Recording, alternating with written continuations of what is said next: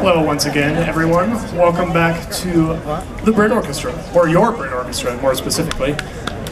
I'm Mark Knippel. I'm the Director of Artistic Operations. Want to take a sec to thank Musikgesellschaft Mullen one more time. I think they're up on the hill eating pizza, so lucky them. But without further ado, I'd like to bring up to the stage our guest for tonight. We have Eric Thiel from JPR, and he'll be interviewing both our maestro, Teddy Abrams, and tonight's soloist, Jeffrey Kahane. So let's welcome him.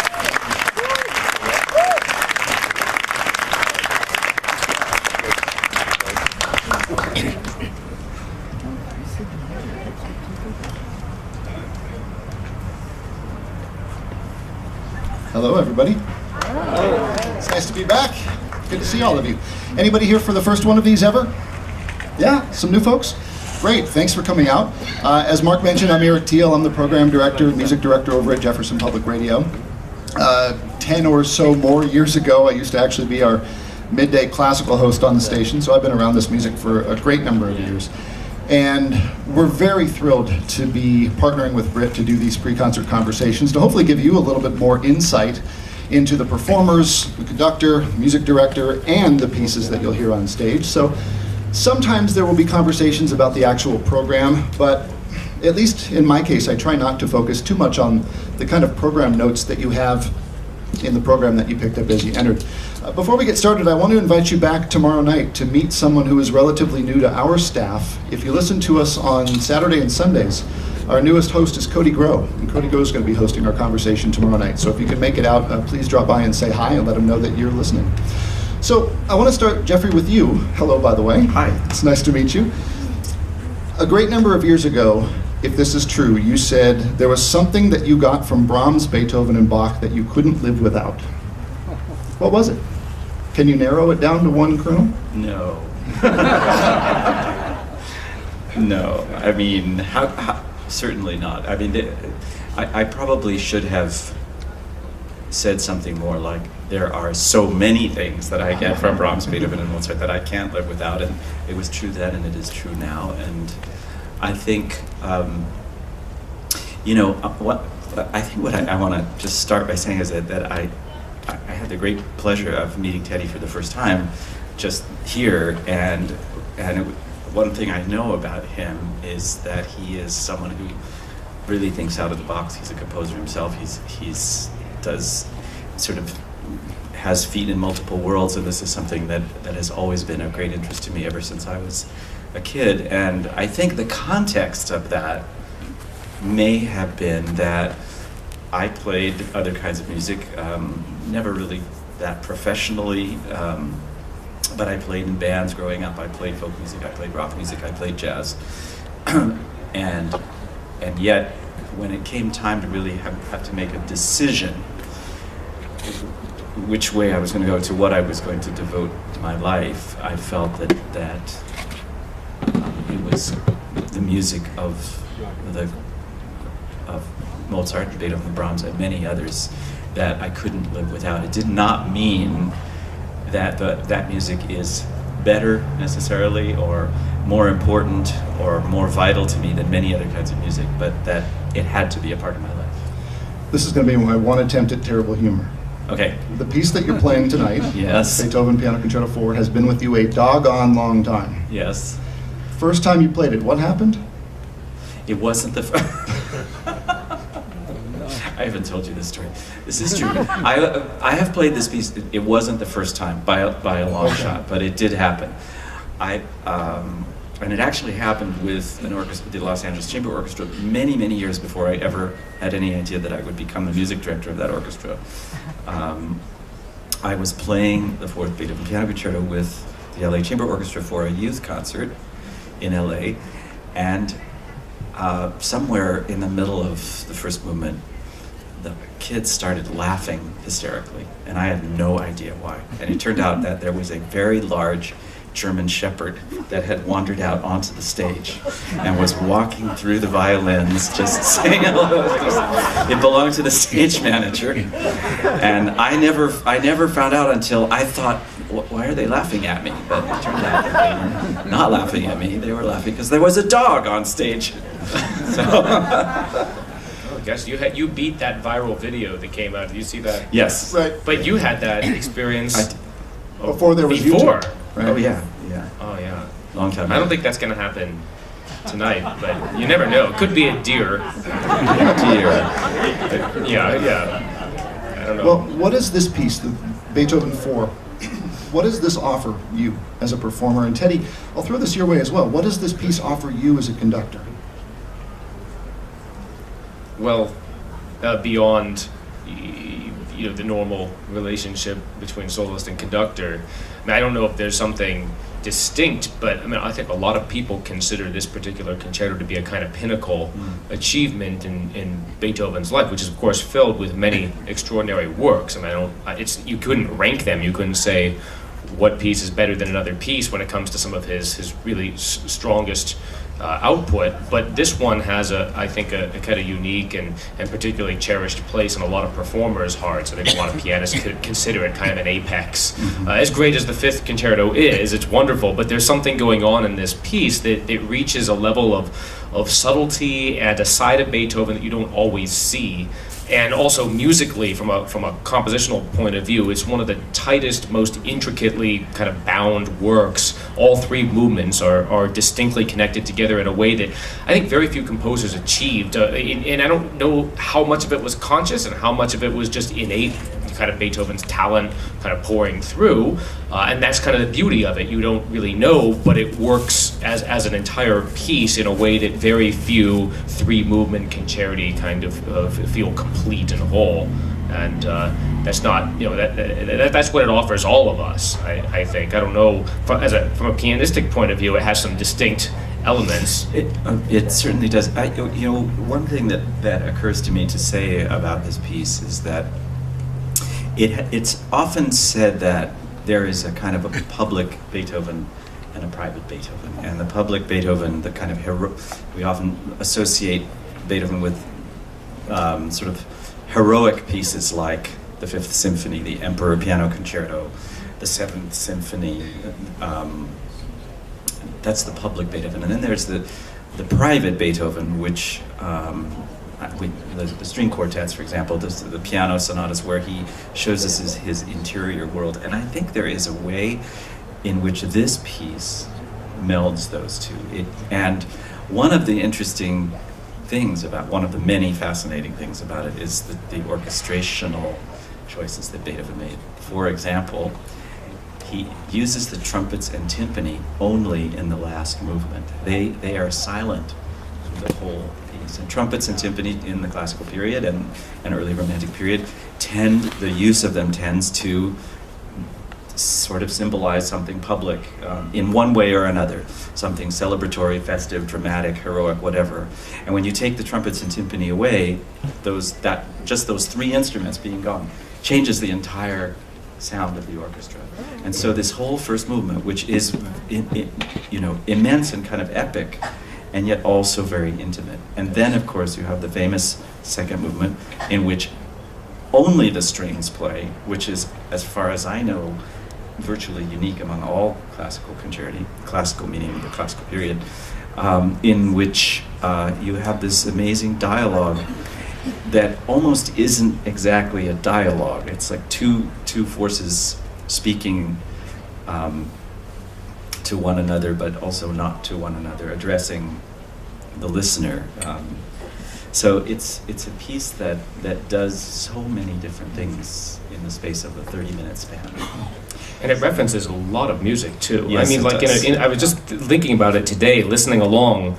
Like in that second movement, he uses the same techniques that he uses in the Ninth Symphony during the recitatives, like the little places where the orchestra stops and then the tenor will come in and sing something. He uses those same elements, but it also has elements of Baroque music. Very much so. Because we're playing the Brandenburg Third Concerto on this concert, which oddly enough has a similar form, a kind of moderato first movement, a wild last movement, and this very almost improvisatory kind of shorter second movement. It's the same Yeah. Almost the same kind of idea, which is not what you would think of when you think of Beethoven. It's not, you don't think of him as necessarily Baroque inspired, but it was an important, and Handel was like one of the biggest influences on his entire output. Yeah. I noticed, am I right that you're doing an excerpt from Orfeo of Monteverdi? We are. Was that a conscious choice in terms of the Orpheus legend? Well, I guess yes. Now it is more conscious.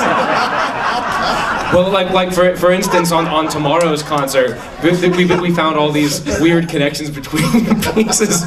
We found this Bernstein video talking about how Keats's Nightingale poem is like the perfect representation of Mahler Das Lied, and it just so happens that we're doing Stravinsky's Nightingale on the first half.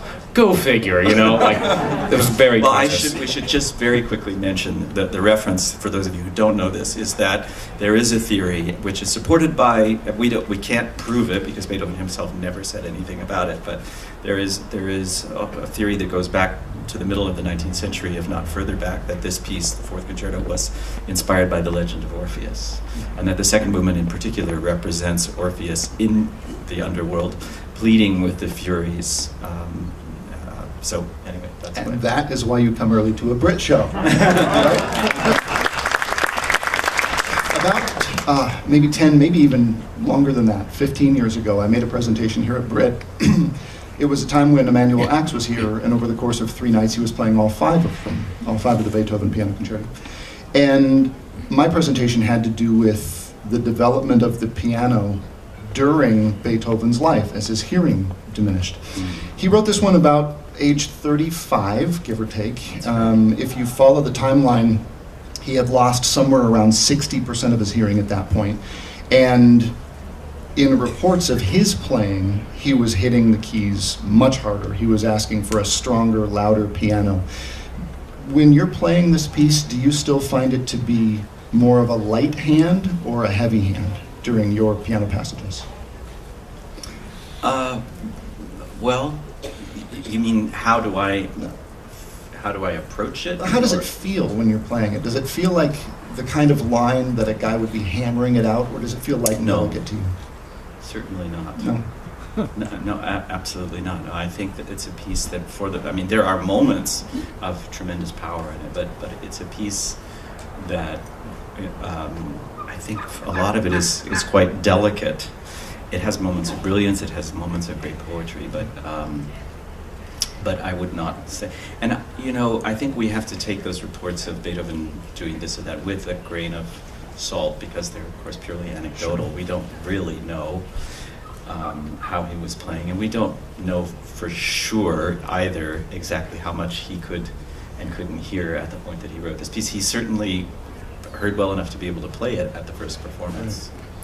Well, it's also, you think about as a composer, how easy it is, especially historically, to read into things. I mean, of course, what my favorite example is always the Brahms and Schumann story, where every piece that Brahms wrote has to be about Brahms in love with Clara Schumann. People read into that so easily. And if somebody heard me practicing the piano and said, well, that's how Teddy played his pieces, you should really play like that, me banging the piano in the middle of the night trying to come up with, whatever chord, it would be an unfortunate approach, shall we say. So, He may have just been angry. so this is a piece that has been played hundreds and hundreds of times. It's been recorded dozens and dozens of times. Hundreds. How do each of you continue to bring something new and fresh to it, bringing yet another performance to the stage?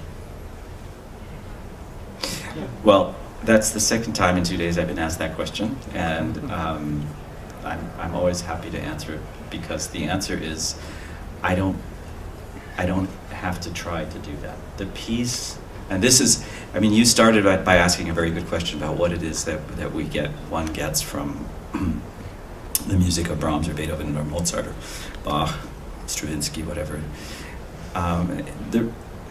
We call them classics. The definition of a classic, whether it is in literature or in music or any other form, is something to which you can return over and over and over again, and you constantly find new things, and the pieces renew themselves.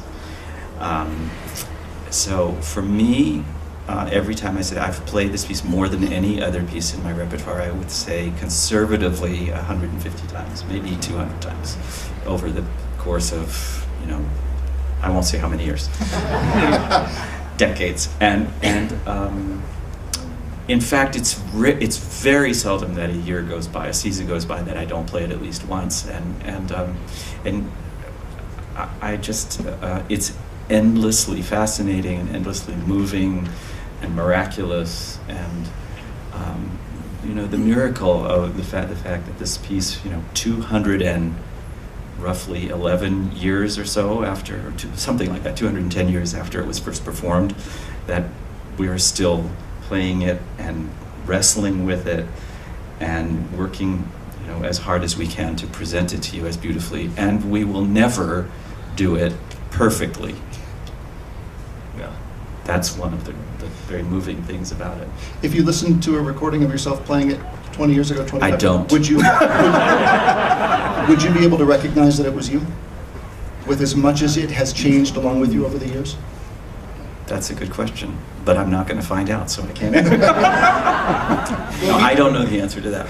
I mean, probably, but maybe not. Well, we know from the last few years of being here with Teddy that Teddy is great at improvisation. The cadenzas of this particular piano concerto have been played a couple of different times by Beethoven and a couple of renditions, Clara Schumann, Brahms, Saint-Saëns, Rubinstein.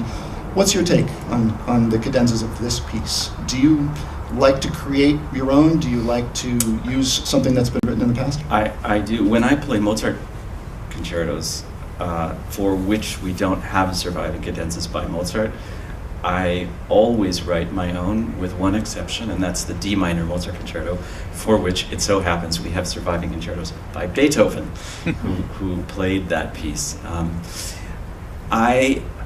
It's funny you mentioned it, because there are actually, this is another interesting thing some people might not know, that sometimes composers wrote multiple cadenzas for the same concerto.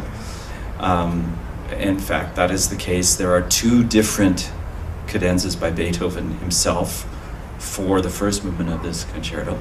In addition to all the ones you mentioned, there's one by Brahms, there's one by Clara Schumann, there are many, many, many other people.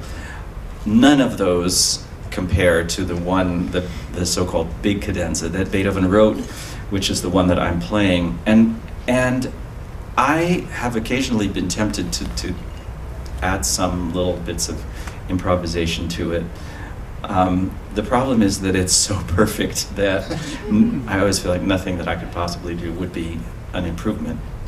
But it is an amazing piece, that cadenza. It is not almost, I think it's fair to say it's an entire piece within the piece, right? Yes. Oh, and it's so good. I mean, it's one of those things where it transcends a cadenza. Right. It becomes an integral part. I mean, it binds together the entire first movement in a way that could only come, I think, from the composer envisioning it that way. It's not just a kind of pianistic flair. And it gives us a wonderful sense of what it would have been like to hear Beethoven improvise.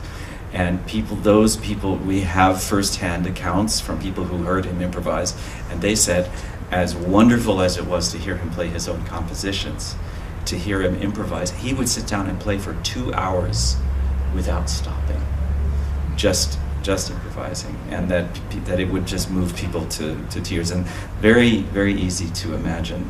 It's in one way it's not easy to imagine, but it's easy to imagine how that would be even more extraordinary than hearing him play something that was written out. Yeah, that's just a skill that most people don't even realize existed at that time. I mean, and that was probably the most popular musical form. Watching people do improvisatory duels. I mean, even Bach. That was as important as his cantata writing were some of these improvisatory concerts. I mean, the musical offering was all an improvisation at one time. And that somehow people don't associate that with what we do, and of course in situations like this piece, when you have Beethoven's part, it's that's how we do it, and it's an amazing way to do it. But there are just not. I don't even know what the context would be if you wanted to do a concert of pure improvisation like the things that they used to have. How would you even tell people about that? You'd say, "There's no program here. Great improviser's coming to town. He's going to make up music for 2 hours, and a couple people may challenge him." That is what they did. That's what they did. Yeah. And they were wildly often popular. They often mixed, though. They would mix composed pieces with improvisations, and they would invite sometimes the audience to submit themes, popular themes, Orpheus. right? Well, in this Mozart program, the premiere of the Hofner Symphony had like 12 pieces on it, and one of them was, because Mozart was so excited that the emperor came, he improvised a fugue in his honor. It was unplanned, but whoever the court scribe was put that down, and so there were all these random pieces that sound very odd together, and then Mozart improvised a fugue, and that was normal. Not so much today, Right. but we've been trying to change it. Right at the top, you said that the two of you met today. No, Or this night week. before last. Yeah, night before last. So these programs take a great number of months, and indeed sometimes years, for all of the pieces to come together, for all of us to be here on this night to enjoy the show. So Teddy, when you're 18 months back, 24 months back, 12 months back, what gets you interested in trying to figure out a program with Jeffrey as soloist? Well, I actually knew I wanted to bring Jeffrey here. I'd wanted to work with him for a long time. I'd heard Jeffrey play many times, especially at Aspen when I was a conducting student there, and you would come as a soloist. And also, we share the same piano teacher, so there's this... Which I just found out yesterday. Yeah, there's that weird lineage element, and I believe if you follow Paul's lineage back, it gets to Beethoven, but everybody claims that Beethoven's their progenitor. No, that's teacher. actually absolutely true. It is true in Paul's case. Absolutely And true. yes. I should Yeah. explain this because Yeah. it is so interesting. I teach at USC in LA, and I'm teaching a course on the great pianists. And part of this course, I'm going to talk about teaching lineages. And actually, more than one of my teachers, we're talking about Paul Hirsch, who we both studied with at the San Francisco Conservatory. I studied with Mr. Hirsch many years earlier. Paul Hirsch studied with Leonard Rose. Leonard Short, Leonard Short, yes, not who studied with Schnabel, who studied with Leczetitsky, Yes.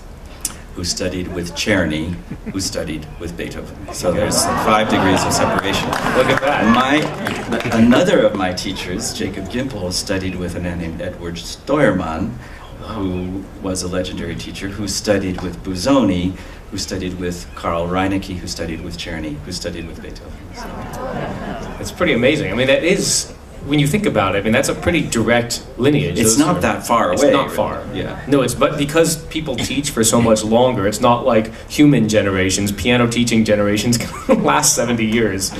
You know, they don't. You know, so that's been pretty close. Right. Wow. So that is, I don't remember what the question. Oh, the question was, well, how did this program came to be? But it wasn't because we both studied with the same teacher. But still, that was just an element of it. And I'd always, and of course, one thing that hadn't come up is Jeffrey is an incredible conductor, and not only a conductor, but also somebody who often plays these same pieces, the Beethoven Concerti, as a pianist and conductor combined. And that it's always interesting working with musicians like that have that well-rounded perspective on music. I mean, there are many solos who are wonderful in and of themselves, just as instrumentalists, but working with somebody who has thought about the music from the same perspective I'm coming from as a score-studying conductor is really a special, I think, collaborative experience. You can't get that any other way. And so I knew I wanted to work with Jeffrey, and because the Beethoven Concerti were perfect for this performance. You know, we try and balance the whole season very carefully. If you went to our first concert of the season, that was all pretty much music written in the last 50, 60 years. And the vast majority of the composers were alive, or are alive, and are from the West Coast. Very different from this program, and I want to make sure that both our audiences and also our orchestra gets the wide variety of music that they are all capable of playing, which is remarkable. We've got, we're going back to the Renaissance in this program. I'm glad you mentioned that, because if my memory serves, it has been a great number of years since there was a program here at Britt with Baroque and maybe ever Renaissance music, at least that I can recall. There's some logistical issues, of course, of much smaller forces up on the stage to perform some of these pieces. I'm sure there's a heck of a blackjack game going on downstairs when half the orchestra is not on stage. What was the impetus to put together a program that includes Bach, includes William Burr? That music is extraordinary and deserves to be heard. And it's really fun to play. You know, something that Jeffrey just mentioned about Beethoven not needing to have a completely new perspective to make it work. The music speaks for itself. The information is all there. The music is so incredibly clear and just it's straightforward, not in a simplistic way, but it speaks to us immediately. And then you look at these scores from William Byrd and Monteverdi, and there's hardly any information there. The music does not just play itself. You can't just start playing that in the same way you can with a Mahler work. It requires a totally different approach to making music. It's in many ways closer to playing jazz or something like that. You have to fill in a lot of gaps. The composer didn't give you any extra instructions. Sometimes not even a tempo mark, just notes. And people knew what to do back then because the composers were always around. And there was a style, and all the music sounded sort of similar. They weren't expected to play Stravinsky one night and Monteverdi the next. They just did Monteverdi. And it's really, I think it's a joy to play music from that perspective too, and our musicians can. They're so virtuosic and they're so brilliant. So that's why. There's some additional talent at Britt that might not be up on stage tonight, but will certainly be manifest in performances. Britt's own Mark Knipple has done a couple of the arrangements that you'll hear on the program tonight. Mark, who introduced us here, so make sure to pay attention for that. Jeffrey and Teddy, I love doing these because it always provides a little bit of insight that you don't get from the printed word of just, it was written on this such and such a date at this giant concert that included other pieces. So thank you both for taking time out to speak with me tonight. It's a pleasure. I'm really Thank you, Jeffrey, for being with us. It's such an honor to have you here. Thank you for coming. And again, if you can make it back tomorrow night, please drop by. Cody Grove will be hosting the conversation. Have a good night.